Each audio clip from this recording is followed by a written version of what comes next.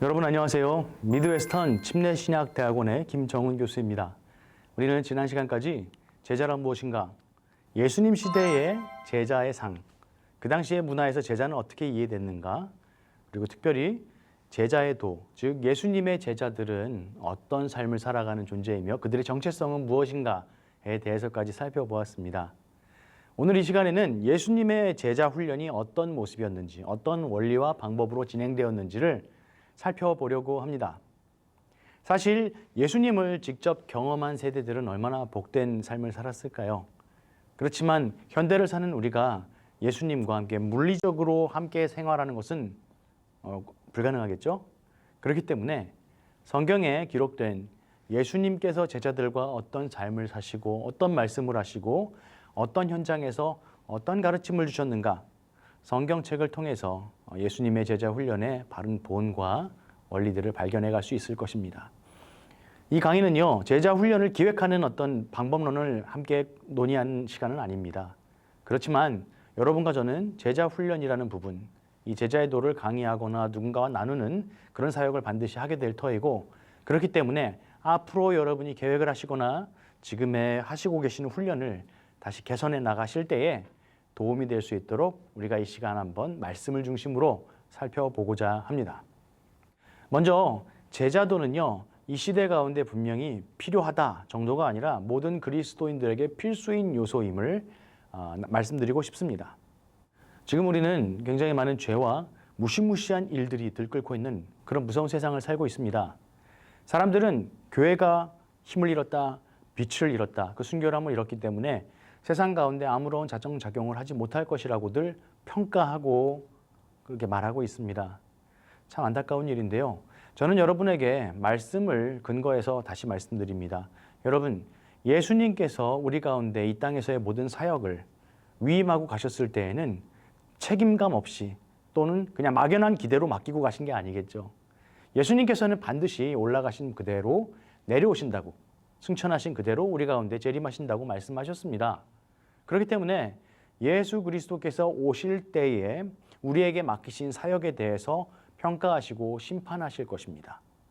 그 의미는 우리가 예수님 오실 때까지 해야 하는 사역이 그냥 불투명한 미래를 두고 하는 것이 아니라 예수 그리스도께서 우리 가운데 보여주신 그 모든 것들을 보고 따라하며 때로는 분투하고 때로는 실패하는 가운데서도 하나님 힘 붙잡고 다시 일어날 때에 우리의 삶의 모습 가운데 알게 모르게 하나님의 나라가 세워져 가며 제자의 무리가 많아져 가는, 부흥해져 가는 것을 우리는 경험할 수 있을 것입니다.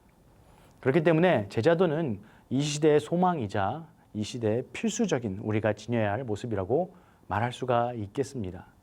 제가 첫 시간에 잠깐 소개해드린 것 같습니다.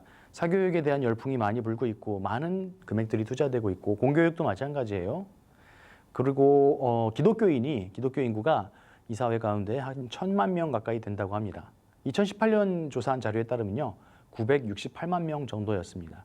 적지 않은 수, 그러니까 20%에 가까운 숫자죠. 굉장히 많은 숫자인데 왜 이 사회는 점점 더 혼란스러워지는 것일까요?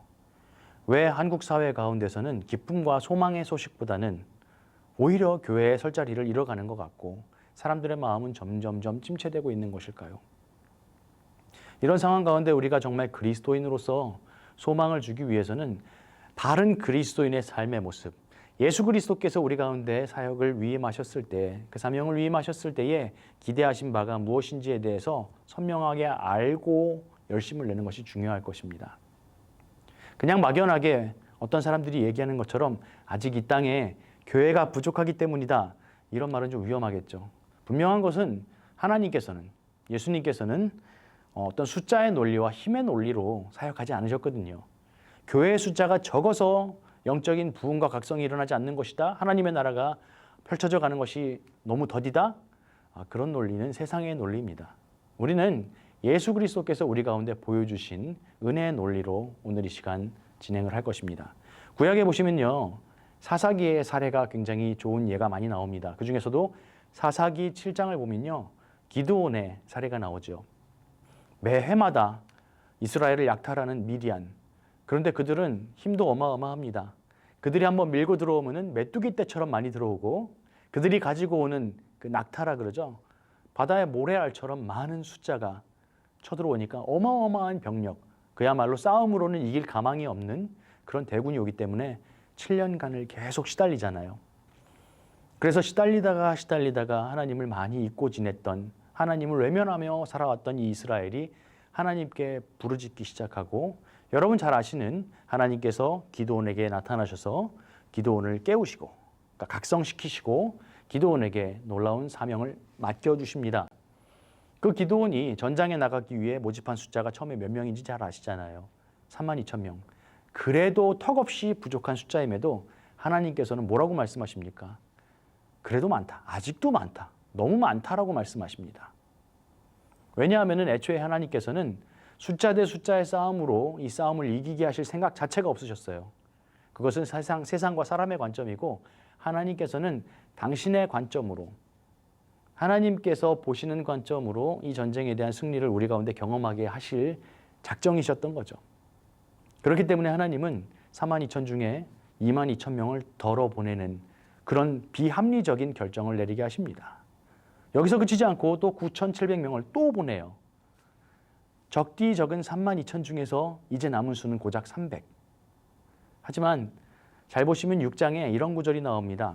하나님께서는 내가 너와 함께 하니까 이 너의 힘으로 그들을 치되 그 사람들을, 그 미디안을, 그 무시무시한 적군들을 내가 한 사람 치는 것처럼 치게 할 것이야 라고 말씀을 하십니다.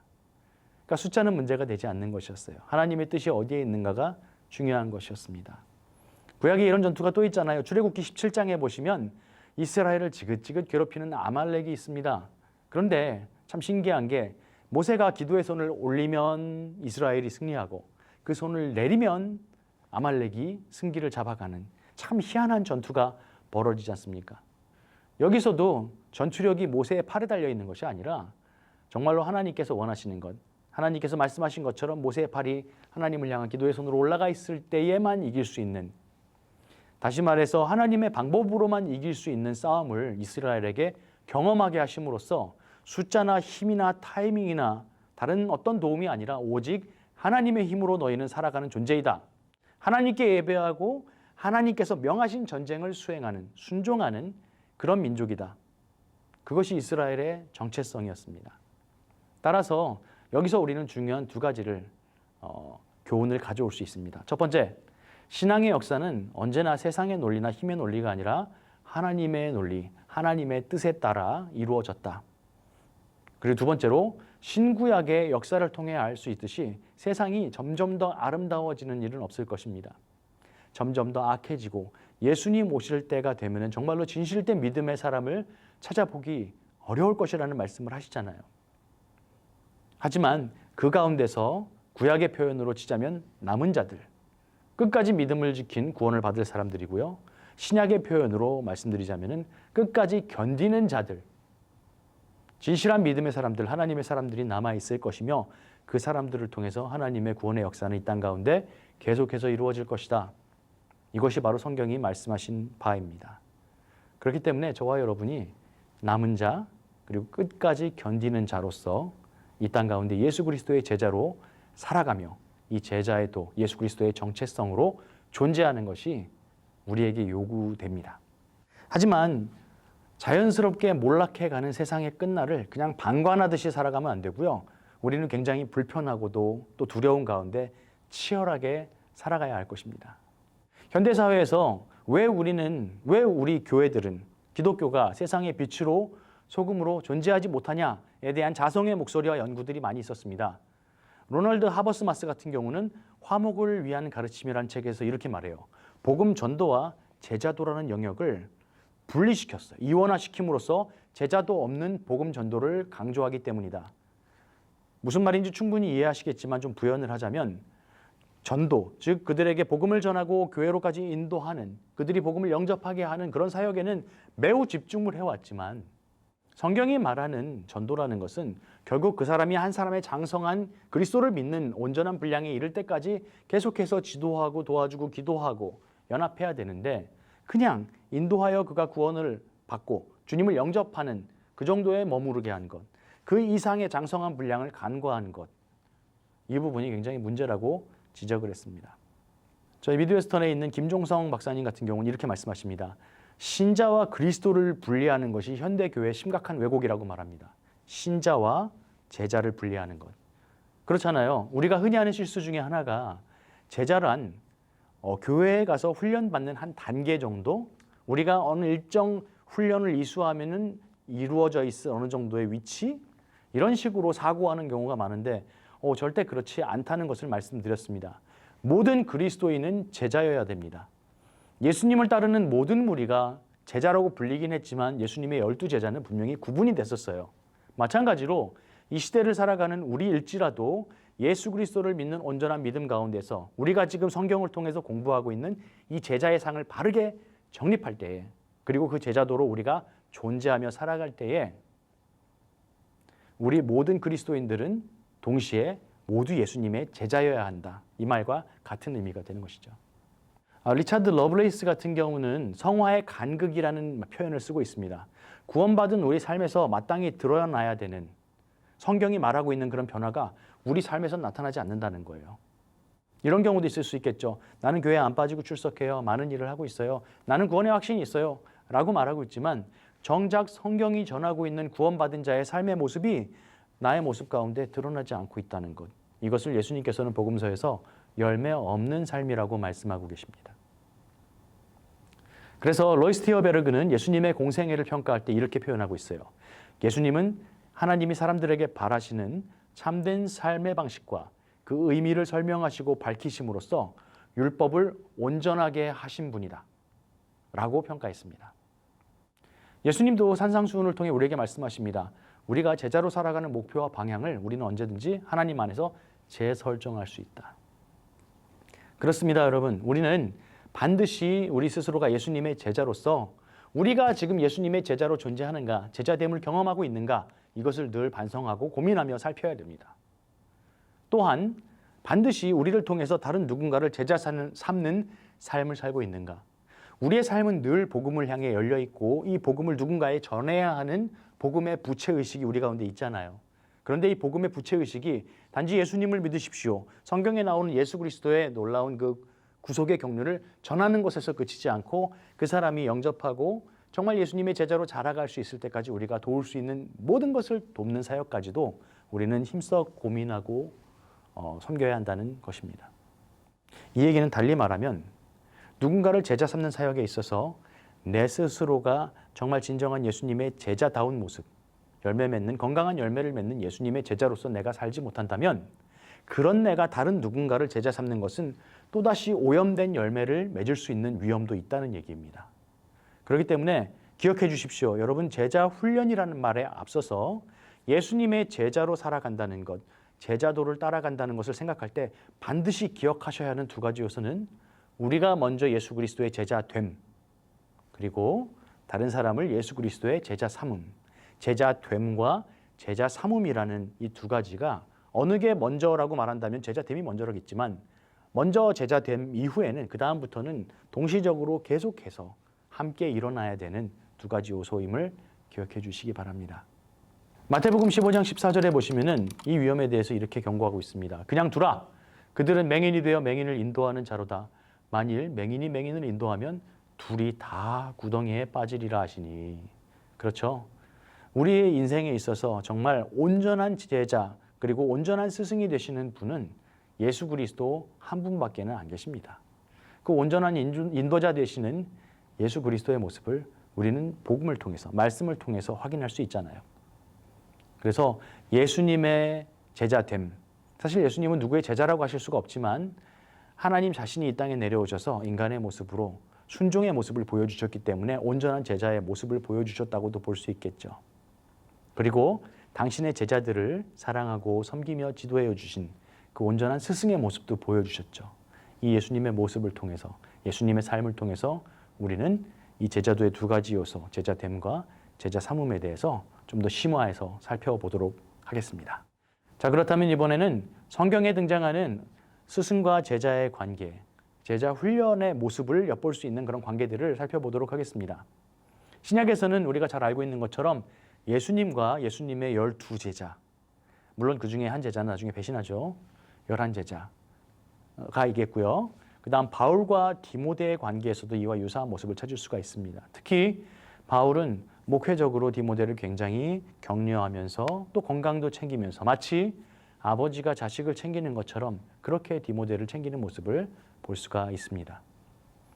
구약의 사례를 살펴보면 위대한 선지자 엘리야에게는 엘리사라는 걸출한 제자가 있었습니다.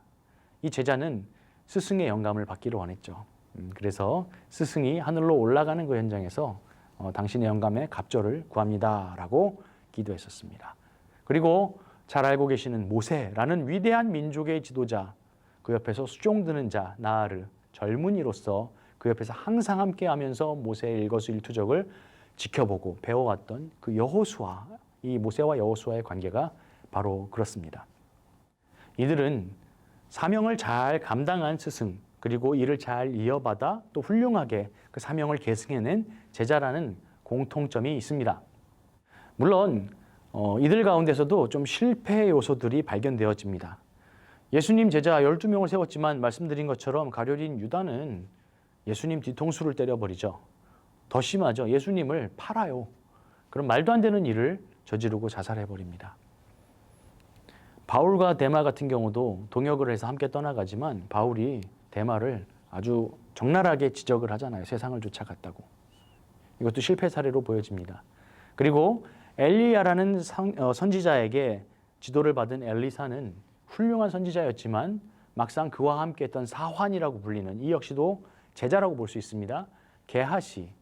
이 게하시 보면은 굉장히 물질을 좋아하고 세속적이었던 그런 연약한 모습을 우리는 발견할 수 있습니다. 제자 훈련이라는 면만 놓고 본다면 이 역시도 그다지 좋지 못한 모습이라고 볼 수가 있겠습니다. 사실 성공과 실패라는 부분은 우리가 평가할 요소가 아닙니다만 우리는 이 땅을 살아가고 있고 여럿이 모인 공동체가 되면은 조직이 되면은 조직 안에는 일정한 질서와 체계라는 게 있어야 됩니다. 질서와 체계를 위해서는 서로 간에 합의된 룰이 있어야 되고 그 룰을 반드시 준수해야 하는 준수가 요구됩니다. 그래야 공동체가 어떤 원하는 비전이라 그러죠. 한 방향을 향해서 서로 힘있게 함께 나아갈 수가 있는 것이죠. 그래서 여러분 우리가 제자 훈련이라는 부분, 신앙의 훈련이라는 공동체 안에서 공동의 신앙의 훈련이라는 부분을 감안한다면 그 가운데는 반드시 룰이 필요하고요. 그 가운데는 어느 정도 우리가 측정할 수 있는 지표가 필요합니다. 성공이냐 실패냐를 단정짓는 예 아니요로 잘라버리는 것은 아니어도 우리가 지금 이 단계에서 어느 정도 건강하게 자라가고 있는가, 성장하고 있는가, 진도가 잘 나가고 있는가 정도를 측정할 수 있는 지표는 필요합니다. 네, 예수님의 제자 훈련은요, 여러 가지 요소가 있겠지만 그 중에 특별히 가르치시는, 티칭하시는 부분이 있습니다. 예수님께서 티칭하시는 방법은 크게 두 가지였어요. 첫 번째는 말씀으로, 설교나 어떤 강의처럼 말씀으로 티칭을 하셨습니다. 다른 한 가지는 하신 말씀과 함께 현장에 데리고 나아가서 현장을 경험하게 하는 그 현장 가운데서 실제로 깨닫게 하시는 그런 티칭의 방법을 입체적으로 사용하셨습니다. 우리 말씀을 통해 함께 보겠습니다. 먼저 말씀으로 티칭하시는 경우 대표적으로는 산상수훈인데요. 마태복음 4장 23절을 보시면 천국의 복음을 말씀하셨습니다. 예수께서 온 갈릴리에 두루 다니사 그들의 회당에서 가르치시며 천국 복음을 전파하시며 백성 중에 모든 병과 모든 약한 것을 고치시니 아멘. 그리고 또 주의해야 할 상들을 알려주셨습니다. 누가복음 12장 1절입니다. 그동안 무리 수만 명이 모여 서로 밟힐 만큼 되었더니 예수께서 제자들에게 말씀하여 이르시되 바리새인들의 누룩 곧 외식을 주의하라. 그리고 마가복음 9장 31절 32절을 보시면은 예수님이 이 땅에 오신 진짜 이유를 말씀해 주시는데 제자들이 두려워하는 모습이 그려져 있습니다. 이는 제자들을 가르치시며 또 인자가 사람들의 손에 넘겨져 죽임을 당하고 죽은 지 3일 만에 살아나리라는 것을 말씀하셨기 때문이더라. 그러나 제자들은 이 말씀을 깨닫지 못하고 묻기도 두려워하더라.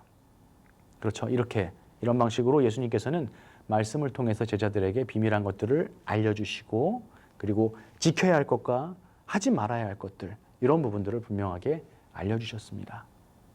자, 그럼 예수님의 현장 지도 방식, 예수님이 현장으로 데리고 가셔서 깨닫게 하시는 현장들을 말씀을 통해 같은 방법으로 찾아볼게요. 누가복음 18장 1절에서 14절입니다. 항상 기도하고 낙심하지 말아야 할 것을 알려주십니다. 그리고 너희는 자기를 낮추는 사람이 되어야 한다라고 말씀해 주십니다.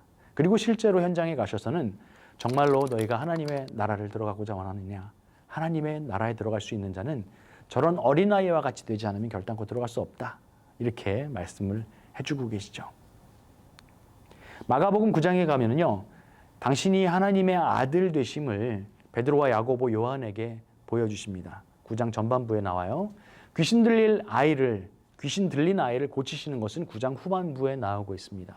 그런데 이때 이 귀신 고치는 장면에서, 귀신을 쫓아내는 장면에서 할 수 있거든이 무엇이냐, 믿는 자에게는 능치 못할 것이 없다라는 말씀을 남기시죠. 우리가 참 좋아하는 그런 능력의 구절이기도 한데요. 예수님께서는 이것을 말로만 하시는 것이 아니라 실제 귀신을 쫓아내고 병든 자를 고치고 죽은 자를 살리는 현장 가운데서 당신의 말씀이 이 땅 가운데 이루어지는 것을 제자들에게 보여주셨어요. 동일하게 오늘 이 시간 우리에게도 하시는 말씀이죠. 하늘의 뜻이 이 땅 가운데 이루어진 것을 예수님 시대에 보여주셨고 제자들이 경험하였으며 예수님의 제자된 우리가 오늘날을 현대에 살아가면서 그 능력을 힘입어서 우리도 동일하게 하나님의 일들을 이 땅 가운데 나타낼 수 있을 것이다. 이것이 우리 가운데 주시는 그 현장에서의 놀라운 격려요 은혜입니다. 마태복음 14장 보시면 오병이어의 기적과 바다를 잠잠케 하시는 기적. 사실 우리가 몸소 경험하는 것만큼 강력한 경험이 없잖아요. 강력한 지식이 없잖아요. 내가 머리로 100번을 외워도 실제 그 현장을 한번 경험하고 나면은 훨씬 더 입체적이고 오래 기억에 남을 그런 교육의 효과가 있는 것을 여러분 잘 아실 것입니다. 예수님은 이처럼 이론적인 부분과 현장에서의 경험적인 부분을 함께 종합하는 그런 교육을 하셨죠. 그래서 예수님의 티칭이라는 부분을 좀 정리해 보면요. 먼저는 하나님 나라의 상을 보여주시고 또 말씀으로 가르쳐 주십니다. 그리고 하나님의 나라는 이런 것이야 라고 하면서 치유를 통해서, 회복을 통해서 하나님의 나라의 어떤 본질적인 속성을 그들에게 경험하게 해주셨습니다. 그리고 그 하나님 나라를 살아가는 백성의 독특한 삶에 대해서도 말씀해 주셨습니다. 한 단어로 요약하자면 사랑입니다. 사랑. 요한복음 13장 35절, 36절. 새 계명을 너희에게 주노니 서로 사랑하라. 내가 너희를 사랑한 것 같이 너희도 서로 사랑하라. 너희가 서로 사랑하면 이로써 모든 사람이 너희가 내 제자인 줄 알리라. 하나님 사랑과 이웃 사랑의 대강령을 말씀과 현장에서 가르쳐 주셨습니다. 마지막으로 예수님께서 하나님의 아들 되심을 보여주시고 그럼에도 하나님 자신이신 하나님의 아들이신 예수님이시지만 그럼에도 기도하심을 통해 하나님으로부터 능력을 공급받는 그런 원리를 보여주시고 가르쳐 주신 것입니다. 자, 이것이 예수님의 티칭의 방법입니다. 두 번째로 넘어가 보겠습니다. 예수님의 제자 훈련의 두 번째 특징은 양육이라는 면에 있습니다.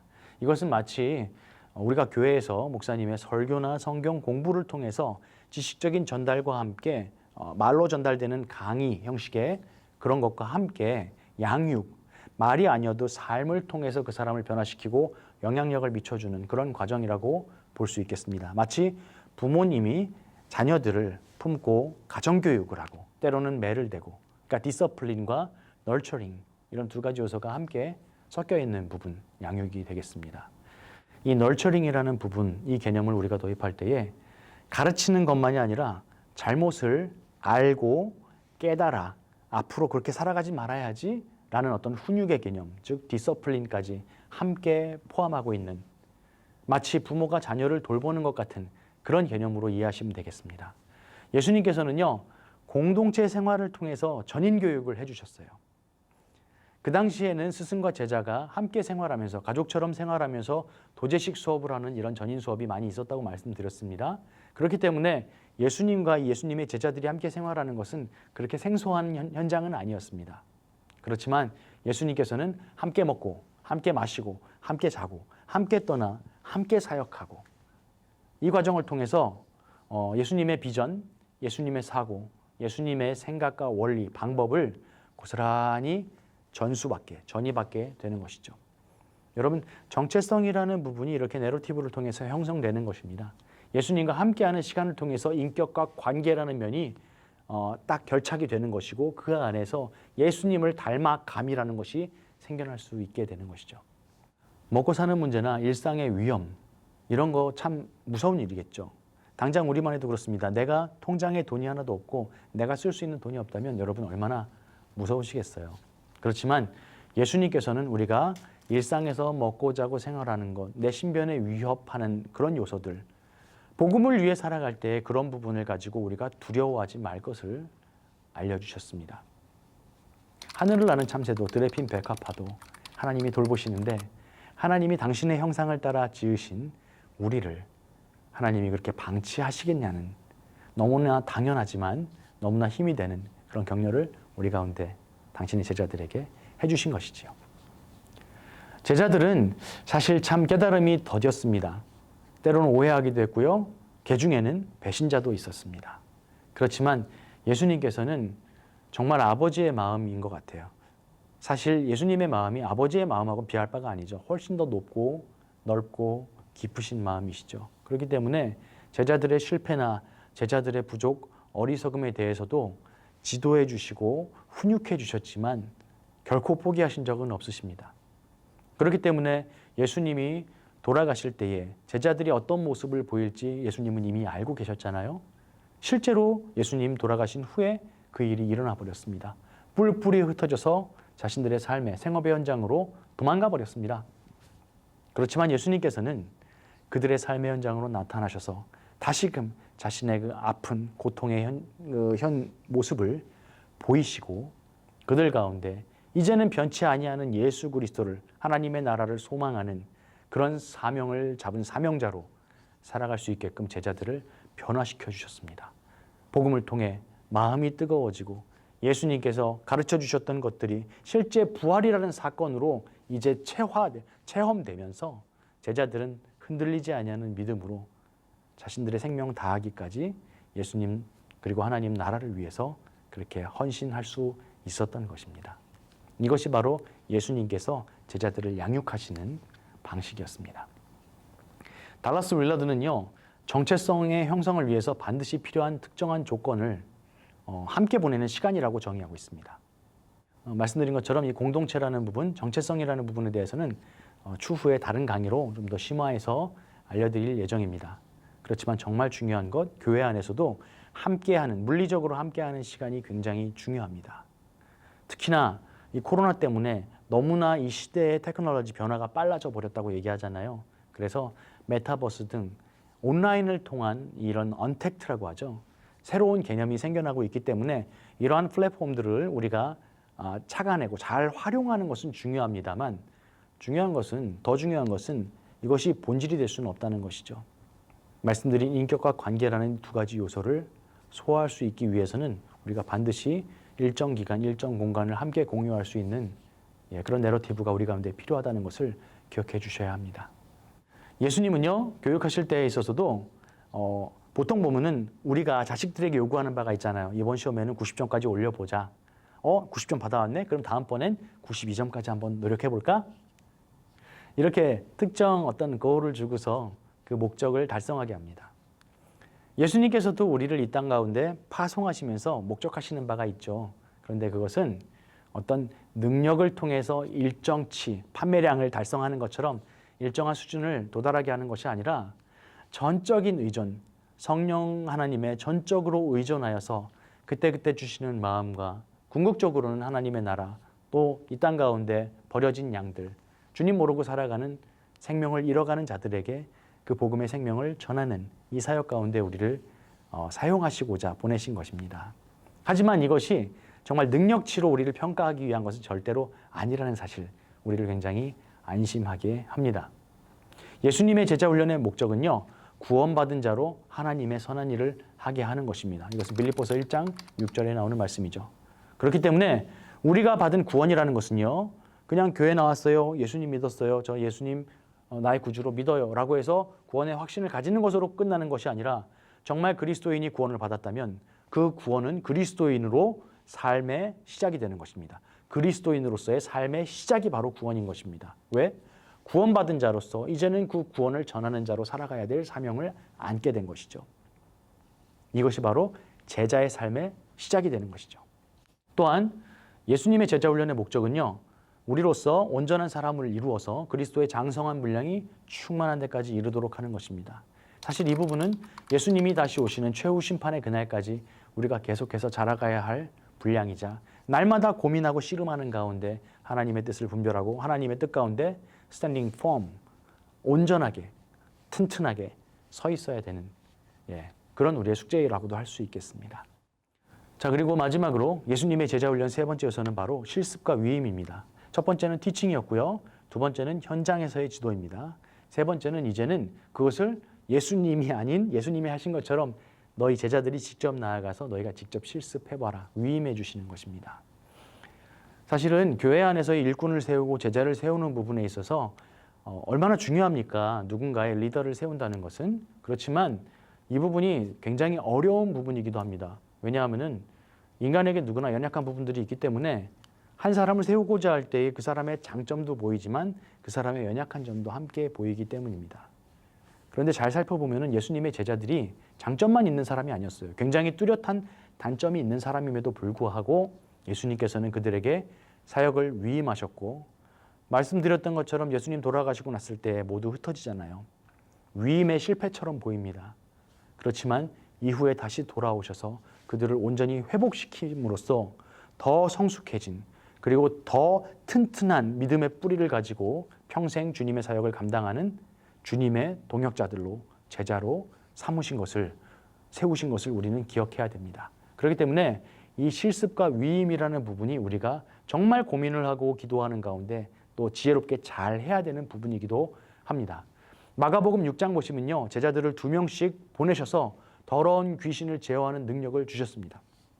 그리고 하나님의 능력을 의지하게 하셨기 때문에, 예수님께서 주신 권능을 의지하게 하셨기 때문에 지팡이 외에는 아무것도 가져가지 못하게 했습니다.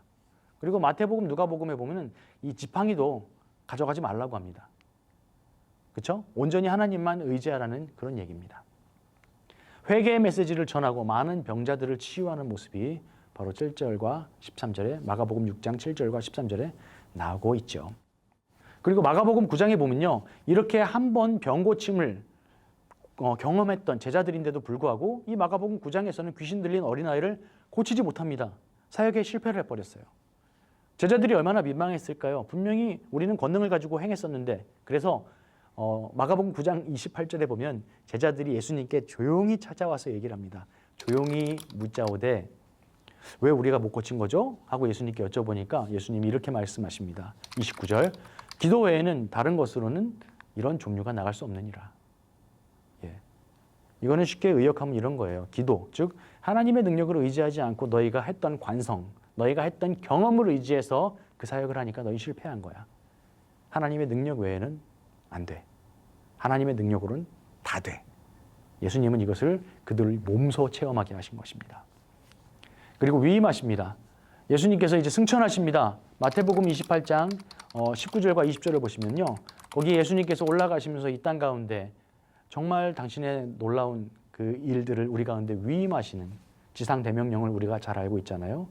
예수께서 나와 말씀하여 이르시되 하늘과 땅의 모든 권세를 내게 주셨으니 그러므로 너희는 가서 모든 민족을 제자로 삼아 아버지와 아들과 성령의 이름으로 세례를 베풀고 침례를 베풀고 너희에게 분부한 모든 것을 가르쳐 지키게 하라. 볼지어다 내가 세상 끝날까지 너희와 항상 함께 있으리라 하시니라. 아멘. 그리고 사도행전 1장 1절부터 11절까지의 내용도 그래요. 성령이 우리에게 임하셨을 때 우리에게 어떤 변화가 일어나느냐? 권능이 있다는 거예요. 그리고는 온 유대아, 사마리아와 땅끝까지 이르러, 그러니까 전체로 퍼져나가서 예수님의 증인으로 살아갈 것을 말씀하고 위임하셨습니다.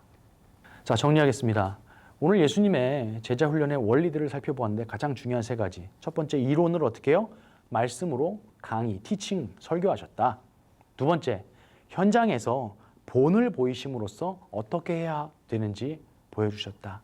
세 번째, 이제는 이론과 실습이 겸하여졌으니 제자들로 하여금 직접 가서 본인들이 그 현장을 경험하게 하셨다. 이 과정에서 아까처럼 실패도 경험했습니다. 그렇지만 그런 실패를 통해서도 예수님은 그들을 지적하거나 쫓아내지 않으시고 기다리시고 때로는 꾸짖고 또 때로는 격려하시면서 능력을 주시면서 이들이 온전한 예수 그리스도의 제자로 자라갈 수 있게끔 그렇게 가르치시고 양육해 주셨습니다. 결국 예수님께서는 우리 가운데 이 사역을 모두 위임하시기 위해서 제자들에게 그런 훈련을, 그리고 오늘 이 시대를 살아가는 우리에게 그런 제자도의 삶을 살아가게 하시는 것입니다. 예수님께서 우리 가운데 위임하신 이 일을 감당하기 위해서는 당연히 우리는 하나님의 뜻대로, 하나님의 방법대로, 즉 제자도의 삶을 살아가야 하는 것입니다. 그래서 이렇게 정리할 수가 있겠어요. 한 표로 이렇게 보면 제자도란이라고 했을 때 왼쪽은 이다, 오른쪽은 아니다. 예, 제자도란 그리스도인의 정체성이다. 맞지요? 그리고 제자도란 그리스도인 중에 어떤 사람만 하는 것이 아니라 그리스도인의 삶 그 자체이다. 또는 제자도란 그리스도인의 삶의 목적인가? 그렇지 않다. 존재 그 자체입니다. 그리고 제자도란 철저히 성령에게 의존하는 삶, 바로 태도입니다. 근데 제자도가 영적인 성숙과 성장을 위한 훈련, 즉 어떤 수단이 될 수 있는가? 수단이 아닙니다. 그 자체입니다. 그래서 제자도란 그 목적이 하나님을 예배하는 삶입니다. 그런데 이것을 너무 축소하여서 제자도란 그 목적이 전도나 선교를, 해외 선교를 위한 것이다. 이렇게 좀 너무 편협하게 생각해서는 안 될 것입니다. 마지막으로 A.W. 토저가 우리 가운데 던진 이 묵직한 메시지를 함께 읽고 오늘 이 강의를 마치려고 합니다. 예배를 위해 최초의 시작이 있었고 또한 예배를 위해 중생이라는 새로운 시작이 있다. 교회의 존재 목적도 예배이다. 우리의 교회는 무엇보다도 하나님을 예배하기 위해 이 땅에 존재한다. 오늘 강의 여기서 마치도록 하겠습니다. 여러분 오늘도 수고 많으셨습니다. 감사합니다.